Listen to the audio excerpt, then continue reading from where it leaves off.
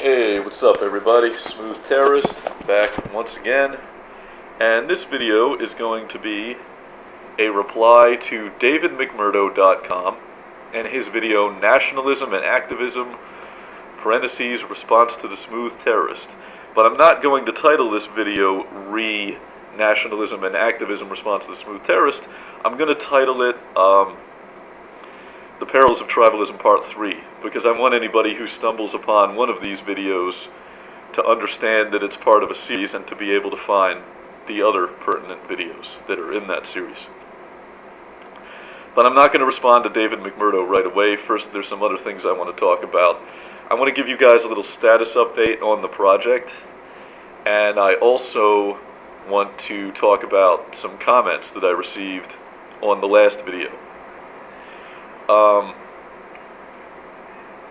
First, there were a few comments on the last video. I don't think there were many of these. There may have actually only been one, and one is too many, of people saying, you know, I don't see why this is such a big deal. I don't see why thermonuclear annihilation is such a looming threat in your mind. You know, there's other important issues to worry about. Why are you so concerned with this? Now, I almost feel like it's pointless wasting too much time talking about that, because if you have that opinion, if you're one of these people who doesn't think that nuclear war is a real threat, or even worse, if you're one of these people who thinks that nukes make it a safer world, that really is an opinion that's out there. People have this opinion that the wars of the future are going to be much smaller in scale because nations will be afraid to go to war the way we have in the past because they know that nukes will be involved, and it's going to keep conflict smaller.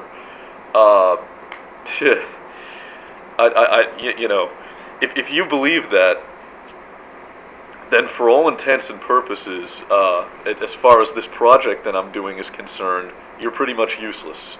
But that doesn't mean that I don't want to engage you nevertheless, and I don't want to try to change your mind. I do. And it's for this reason that I've compiled a list of videos in the description section down below. And the videos that I've got in the description section down below are as follows. The first one is a video with an older gentleman in a nice suit with a British accent whose first name is Professor. And he's basically saying a lot of the same things that I've been saying in my videos about this topic. Because I've made an interesting observation about human nature, which is that you can make the most cogent, persuasive argument in the world, but if you've got a bandana over your face and people know that you're poor and that you got really drunk one time, they'll think it's crazy talk. Whereas if you can find a respectable looking older gentleman in a nice suit with a British accent and his first name is Professor, and he's saying basically the same things, suddenly some people will take that much more seriously. So the second video on the list in the description section down below is a video about nuclear winter, the effects of a large-scale nuclear exchange and what will happen. Now, I don't. It's hard for me to get a gauge on how many people take that seriously, and I almost have this fear that because there have been so many nuclear detonations, the various nuclear-armed nations have tested over 1,000 of these bombs at this point. I'm worried that people might have this conception, like, oh, you know, there's nuclear winter, that's a flawed theory, it would have happened already, and they just don't get that one bomb here and there isn't going to cause these sort of effects. In other words, sediment and dust being thrown up into the atmosphere where it remains possibly for years, blocking out the sun and killing crops and making the temperature very cold. This isn't something that'll happen unless there's a full-scale exchange. But the second video in my list down below is going to explain what would happen, and in other words, why this is a bad thing, why this is something we want to avoid, which I'm tempted to just think like, well, why, why would I have to explain this to anybody? But I realize that, nothing goes without saying. You do have to qualify everything. You have to explain everything.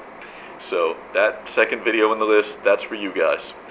The third list is what I call the close calls list, and I think I have 5 short videos, guys, short videos, that talk about some close calls we've had with nuclear annihilation. Now, Gore Vidal, who I happen to think is kind of an asshole, he once said something, he once said that we live in the United States of amnesia, and that we're a country that doesn't remember its history. And I don't think that's just the United States. I think that's kind of the same everywhere. But, the reason that so many people are familiar with the Cuban Missile Crisis, and it's scary how many people are not, but the ones who are, the reason that they know about it is because it would have been impossible for leaders to bury this incident. Either leaders here in the United States, leaders in Russia, Kennedy would have had a hard time explaining to the American public why he sent a huge naval blockade to Cuba if nothing was wrong, if nothing was going on. So the media had to come clean, the leaders had to come clean.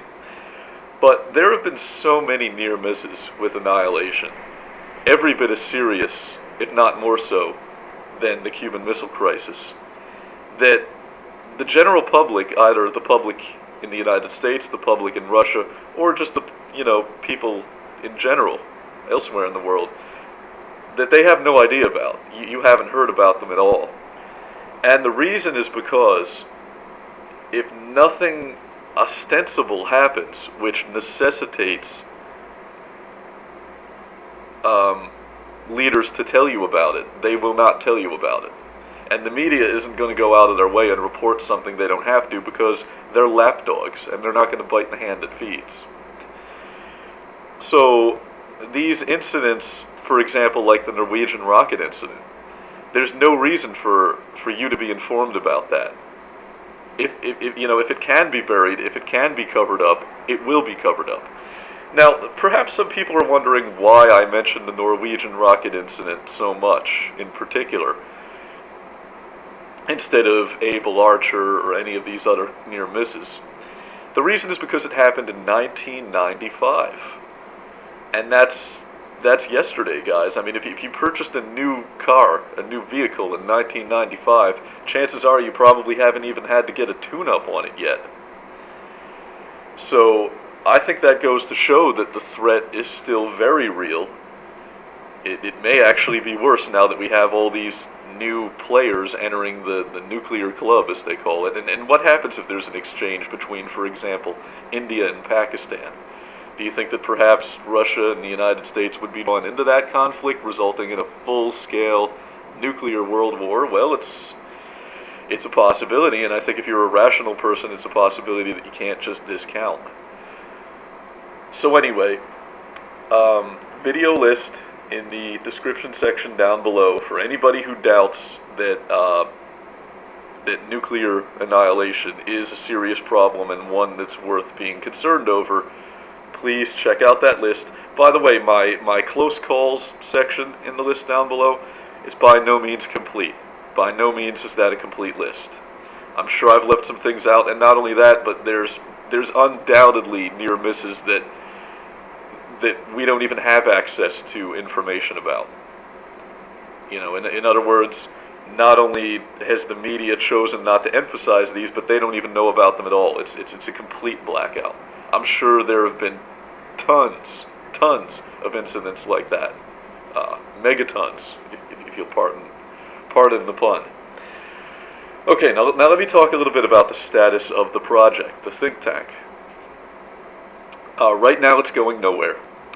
I think I had this vain hope that a venue would be chosen through consensus within the comments section of my last video. And I realize now why that was a flawed theory and why it won't work. And the reason is because the interaction between myself and my audience is the interaction of a vlogger with his audience. In other words, I have this bully pulpit where I can get on a webcam and talk for an hour, and you guys have to respond with a 500 character text limit, which, so the interaction that we're having right now is already heavily tainted by the specter of hierarchy. And what that means is that I can't take a passive role. I can't just sit back and say, okay guys, let's have a consensus, let's think tank where to go do the think tank. That's not going to work. I am going to have to steer this. I'm going to have to pick a place, and then I'm going to have to say, hey guys, here's the link, this is where we're all going, everybody go, everybody go. And once we get there, then it becomes a leaderless collective. That's what I'm shooting for here. Now, a couple of people have suggested that I register a message board myself. I will do that if I have to, but I'm reluctant to make anything, because then it would be seen as mine, and I would be seen as a leader, which is counterproductive. But here is what I would like. In the comments of the last video, I suggested maybe using an IRC chat with like hashtag Operation Doomsday or something along that line. And people rightly pointed out that a chat session is not conducive to this project, because any progress that's made will be lost after the temporary chat section is over. In other words, ideas are not archived. So I agree with the people who made that criticism that yes, a message board or a forum is the right venue to do this. But I think it's critical that everyone who participates be anonymous. I think that the egos will destroy this project, and we must be able to post anonymously. It's not enough to just use aliases so that we cannot be recognized by our YouTube names. I think we must also be completely anonymous, so that all ideas carry the same weight, so that all criticisms carry the same weight. I don't want any name fags in this project, including myself. I mean, everyone will be anonymous, and I hope that the first day or the first few days won't be spent with people trying to figure out, oh, which one of these people is the Smooth Terrorist, which one of these people is Sarahan, which one of these people is David McMurdo. I definitely don't want that. But I have no way of preventing it, because there will be no, and this is another crucial factor that I think we need. This has to take place in a message board where posts can be archived. It has to be anonymous, and furthermore, no moderation, no moderators, no administrators kicking people out, no flag buttons. Nothing like that. No voting posts down. Well, voting, I can see how that might actually be useful at some point. But nothing can be censored. That's critical. So, to everybody who's interested in participating, everybody in the audience, my request for you is, if you know of such a message board or forum that exists somewhere that we can just go occupy and use, please send me a private message about it. Don't leave it in the comments. Send me a private message so I don't miss it if it gets buried, and let me know. And rest assured, I am looking for something like this right now. I'm not putting all the onus on you guys, but I could use your help if you know of a place like that. Now, let me go ahead and begin responding to davidmcmurdo.com and his video, Nationalism and Activism Response to the Smooth Terrorist, which was 33 minutes long and a joy to watch. Every very, very intelligent commentary. A great video, and I appreciate the video. Well, here's the thing, David McMurdo, and by the way, just to throw this in there, being somebody who's ethnically both Scottish and English, I'm with you 100% on the stupidity of the whole England versus Scotland thing. right there with you, buddy. It drives me nuts too. Now, David McMurdo,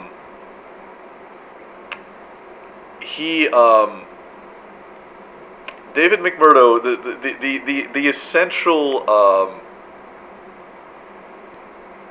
to distill your 33-minute long video into one essential Cliff's Notes premise, David McMurdo is basically saying, can I participate in this think tank? I'm interested in joining, but is it a problem that I'm a theist, and is it a problem that I'm a statist? Well, here's the thing, David McMurdo. You're a passionate, intelligent guy who understands that there's a problem. And it would be absurd for me to tell you that you can't participate. And not only that, I don't see how I would prevent you from participating if I wanted to. Because I don't envision this project being something where anybody gets kicked or banned for any reason. For one thing, who would be doing the kicking and banning if there's no moderators and administrators? You know, hopefully no one has the power to kick or ban. And even if they did, that's absurd. I'm not gonna check anyone's anarchist credentials at the door. I'm not gonna check anyone's atheist credentials at the door. You know, I am not the captain of the kickball team, and you don't have to wave your hand around saying pick me, because it's not up to me to decide whether you participate or not. If you choose to participate, that's your choice, and I can't stop you. And in fact, because you're such an intelligent guy and because you're passionate about this issue, I encourage you to participate, and I hope that you do.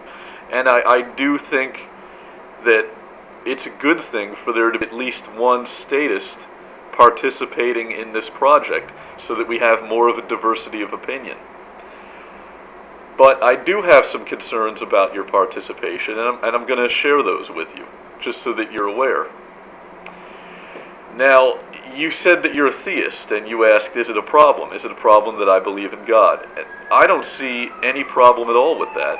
Let me let this emergency vehicle go past here. Okay. You know, the way I see it, there's no tribalism implied or inherent in the fact that you believe in God.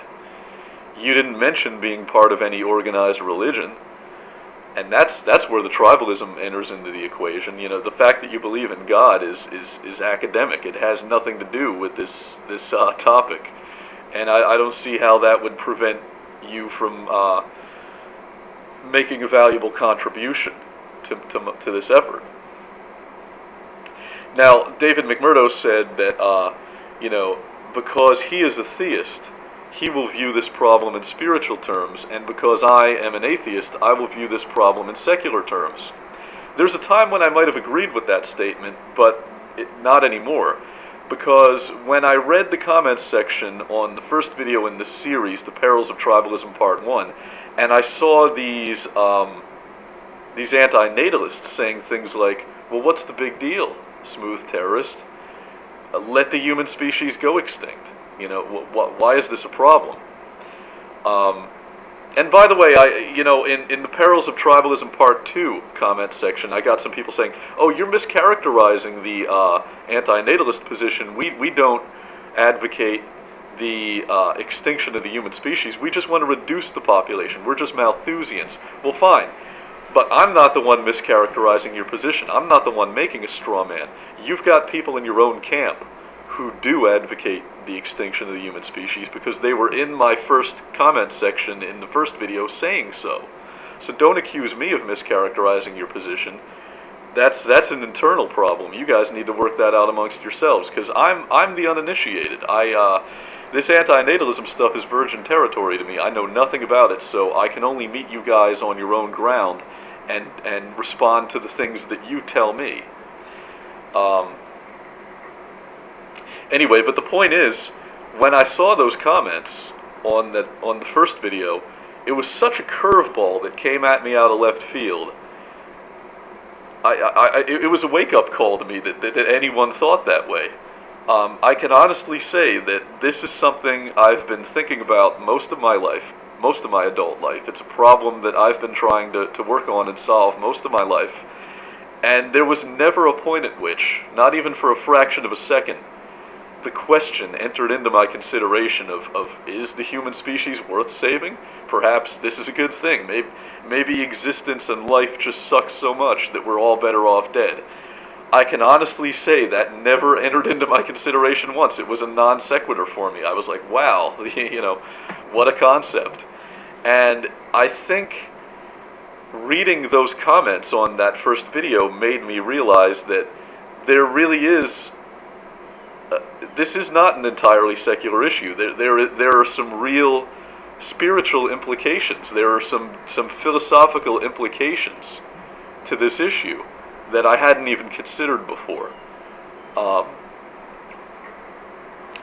I don't see how it's any kind of problem that you're a theist, David McMurdo, that you believe in God.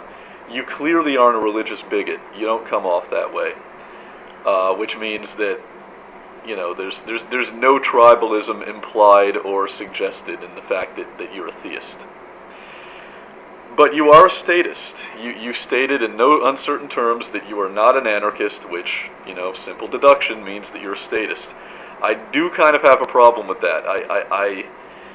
It's a cause of concern for me. And here again, I got to reiterate, I am not the captain of the kickball team who has the authority to grant you permission to participate or bar you from participating. If you want to participate, there's nothing I can do to stop you. But I do have a concern, and here is what my concern is.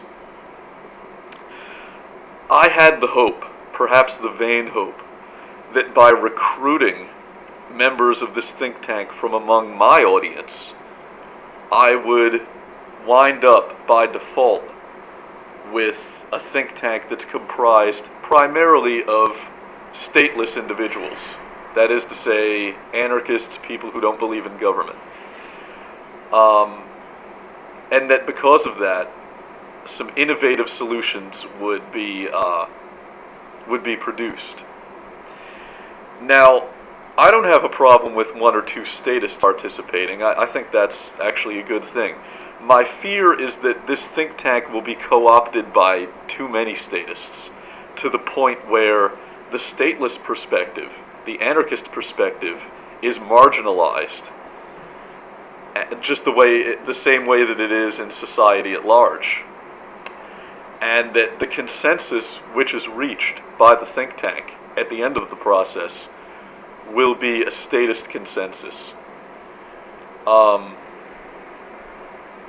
Now, what's wrong with that, you may ask, and you may very well ask, being that you're not an anarchist. Well, here's the problem, David McMurdo.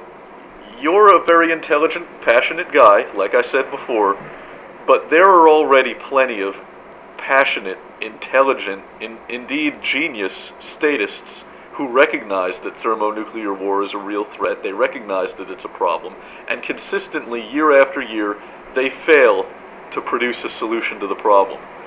And it's my crackpot theory that the reason they consistently fail is that their statism is a blinder, which prevents them from seeing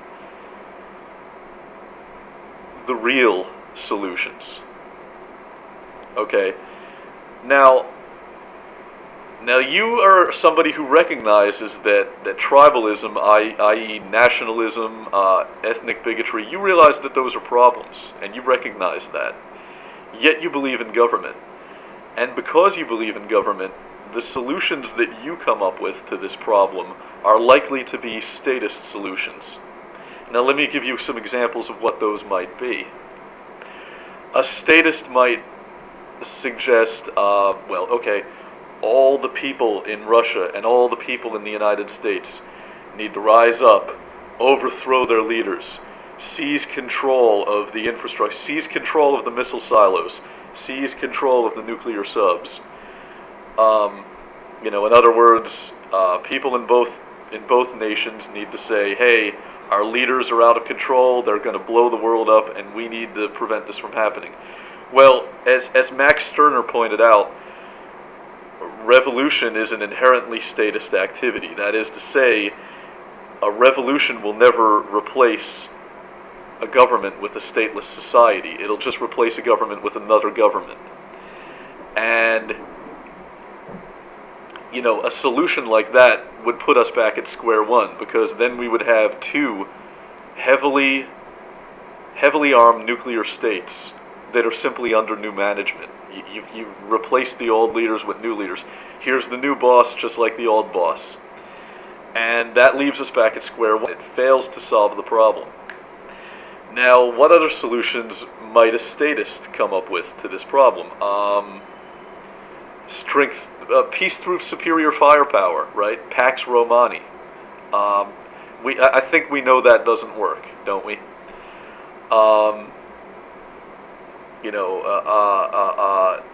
Statist solutions would rely heavily on it. I think like intervention, regulation, like arms inspections, disarmament treaties, diplomatic solutions. Disarmament actually looked promising for about 5 minutes, and then the proliferation began again, didn't it? And we ended up back at square one. So my concern is that if this project is co-opted by statists, if this project is co-opted by too many people with the statist perspective, then the anarchist position will be marginalized, just the way it always is. Because the stateless perspective has always been one that's considered an extremist perspective, right? We're the wacko kooks. And we'll essentially fall into the trap of doing what we've always done and getting what we've always gotten. It'll be more of the same, more solutions that do not work. That's my fear. And, while I encourage you to participate, David McMurdo, I think you're, like I said before, it's clear that you're passionate about this issue, and that does count for a lot, and you're a very intelligent guy. I think that you should ask yourself, will I harm this effort more than I'll help it? There are plenty of statist efforts underway to try to solve this problem, and you might ask yourself if your input would be more valuable in one of those than in this project that I'm trying to do right here. But once again, that decision is for you to make. I am not going to bar anyone from participating. That would, the minute I exercise any kind of control over this project, the minute I make myself the boss, the project fails. The leaderless collective is lost, and it's destroyed. So I cannot do this. I cannot exercise any control. So in other words, your participation is up to you, David McMurdo, and whatever decision you make, I support it 100%. And thank you for your video. It was a great video. You made a lot of fantastic points, and I definitely didn't feel like 33 minutes of my life was going by. Fantastic video. Now there's one other thing that I want to talk about. Just a little idea that I had. Somebody in the last, I'm actually not sure if it was the comments section of the perils of tribalism part 1 or part 2. It could have been either one. But somebody said, well, Smooth Terrorist, this project is doomed to fail. You don't have a chance of succeeding in coming up with a solution. And the reason is because tribalism is inherent in human nature, and people see their nation as an extension of their tribe. And that person wasn't really telling me anything that I don't already know. I know that tribalism is inherent in human nature. That's fucking obvious as the day is long. But that did give me an idea. And the idea that I had was, tribalism is an instinct. It has everything to do with evolutionary biology. And that instinct if it's possible for that instinct to be perverted by memes, by mind viruses, to the point in which people consider something as vast and as abstract and basically as non-existent as a country to be an extension of their tribe, then shouldn't it be possible through the use of memes to pervert that same instinct, that same tribalist instinct, into making people consider something as abstract as the entire human species to be their tribe? But what I'm essentially saying here is that, look at something like the United States, for example. There's really no ideological cohesion in this country. That's why we have a culture war. There are so many different perspectives, yet people think of themselves, people who live here consider themselves Americans. They don't think of themselves just as people. They think of themselves as Americans, even though there's no cohesion, even though this thing called America is entirely imaginary. So if they can view themselves as part of something that abstract and take it very seriously, why can they not view themselves as simply part of the human race? And why can't that be the abstract tribe that they're a part of? Now, to make this happen, it would take a meme of such cunning genius that I am incapable of producing it on my own. I think any single human being would be incapable of producing that single-handedly. That is the kind of feat of genius that can only emerge from a hive mind. And that's one of the reasons that I'm doing this in the first place, is I'm essentially trying to increase my processing power with the effort of like-minded individuals. Because that's how hive mind works, guys. Every individual who participates is a single neuron in the mass brain, and you just basically increase your processing power. Now, a flaw that you might find with this is to say, well, there have been some very successful memes, there have been some very successful mind viruses, such as Christianity, very successful meme, Islam, very successful meme, Marxism, communism, very successful meme, but none of these have ever achieved total saturation.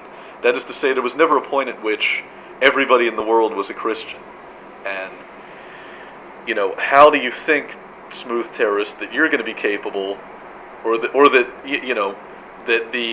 the collective that you're trying to form is going to be capable of producing a meme that can achieve total saturation? Well, I want to point out that there are some mind viruses that you may not think of as memes, yet they are, and they have achieved near total saturation. Okay. For example, the meme that slavery is bad. That's like a global shift in the zeitgeist. And granted, a lot of people would make the argument, myself being one of them, that slavery still exists. It's just been hidden. It's changed its form.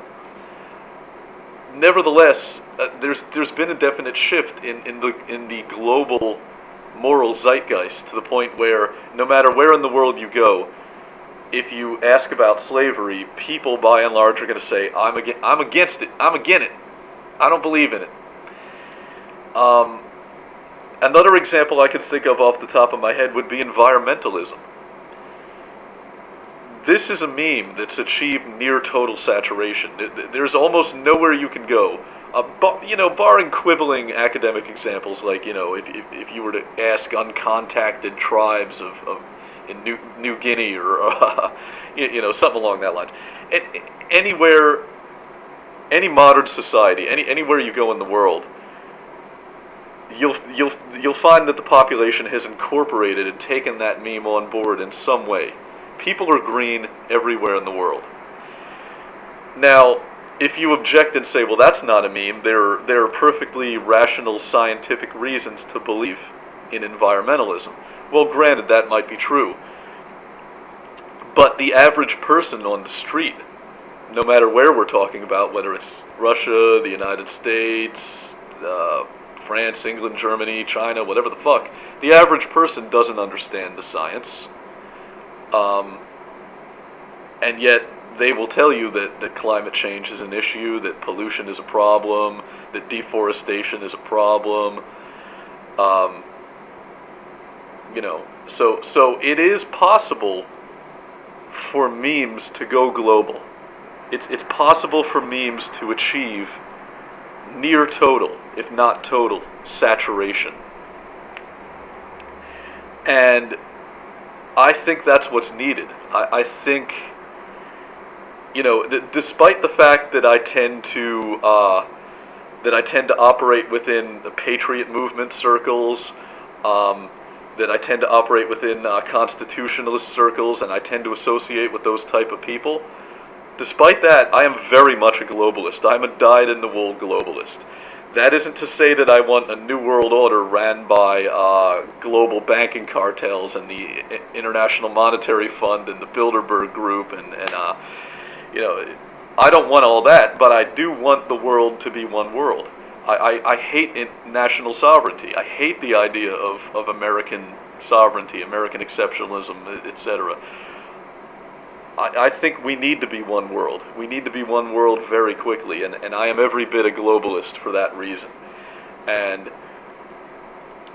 my hope, perhaps my vain hope, for this think tank is that a meme capable of achieving total saturation and getting people to think of the world as their tribe may be produced. And maybe you're saying, well, hey, that meme already exists and it's called multiculturalism. You're trying to reinvent the wheel here. I think multiculturalism is to the extent to which it's working, it's not working fast enough. And I think I'm skeptical. I'm skeptical of its chance of success. I'll put it that way. I think more powerful memes are needed, and and this whole meme idea. I mean, I don't want to confine our efforts to this. Okay. That would stifle innovation. If there's another way of addressing this problem, if there's another way of diffusing this bomb, then I want that to be encouraged. I don't want to hold this effort back by making a box that people are trapped within. By all means, think outside the box.